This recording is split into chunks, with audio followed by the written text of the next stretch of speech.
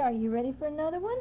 This is book number 5, Abraham and Isaac.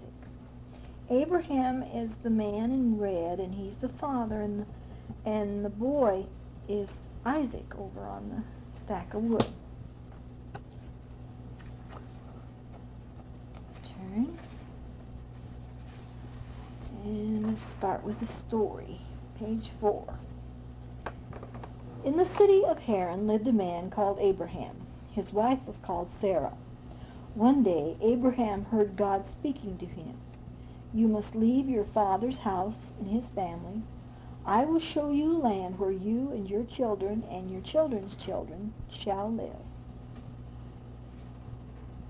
Doesn't look like a city that we live in, does it? It was way back in Bible times. Okay, let's turn.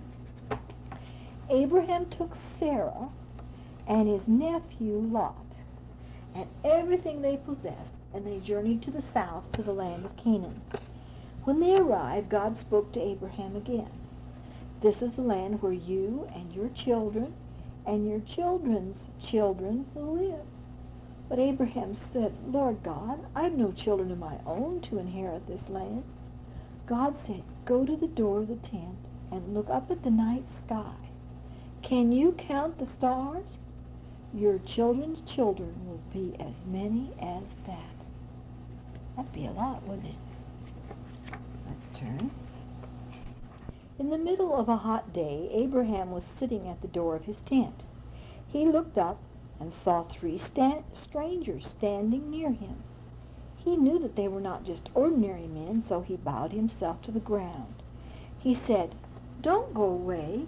Come into my tent and let me wash your feet, and while you rest, I will find a morsel of bread for you to eat."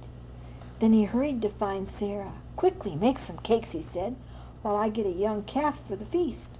He fetched milk and butter and set out the feast under a tree, and the 3 strangers ate. And I'll bet Sarah didn't have a microwave, don't you? Let's turn. The stranger said to Abraham, "Where is Sarah, your wife?" "She's in the tent," Abraham said. "She is going to have a son," the stranger said. Sarah was behind the door of the tent, and when she heard this, she laughed. "I'm much too old to have a baby son," she thought. The strangers heard her laughing and said to Abraham, "Why did Sarah laugh? Doesn't she know that God can do anything, however hard it is?" Turn. Abraham went with the strangers to the city of Sodom, and there he heard the voice of God. "The people of Sodom are very wicked," God said. "I am going to destroy the city." "Lord, will you destroy the good people as well as the bad?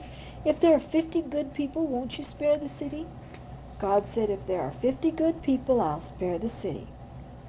Then Abraham asked God to spare the city for the sake of 40, or for 30, or 20 men. At last God said, "Even if there are only 10 good people, I will not destroy Sodom." Turn. That evening, God sent 2 angels to visit Sodom.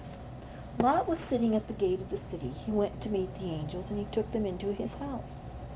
The wicked people of Sodom came to Lot's house and said, "Send these men out into the street." They tried to break down the door of the house to reach the 2 angels, but God struck them all blind. Turn. The angels said to Lot, "Make haste, take your wife and your daughters and leave this city before God destroys it." They took Lot and his wife and his daughters and led them out of the city. "Escape for your life and go up into the mountains," they said, "but you must not look back at the city and the plain." Lot and his family escaped up the hill, but Lot's wife turned to look back. As she did, God turned her into a pillar of salt. She's starting to turn white. Turn. Sometime later, God kept his promise to Abraham and Sarah. Sarah had a baby son. Sarah and Abraham rejoiced and thanked God for giving them a son in their old age. They called the baby Isaac, and they loved him very much. He grew to be a young lad and brought his mother and father great joy.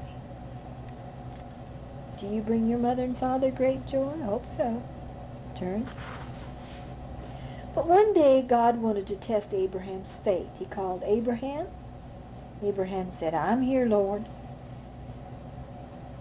God said, "Take your son, your only son Isaac, up into the mountains and offer him there as a burnt sacrifice." Abram was very sad, but he felt that he must do what God told him. So he arose early the next morning and saddled his donkey.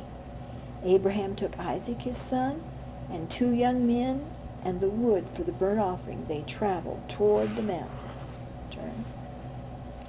After they had traveled for 3 days, Abraham said to the 2 young men, "You stay here with the donkey.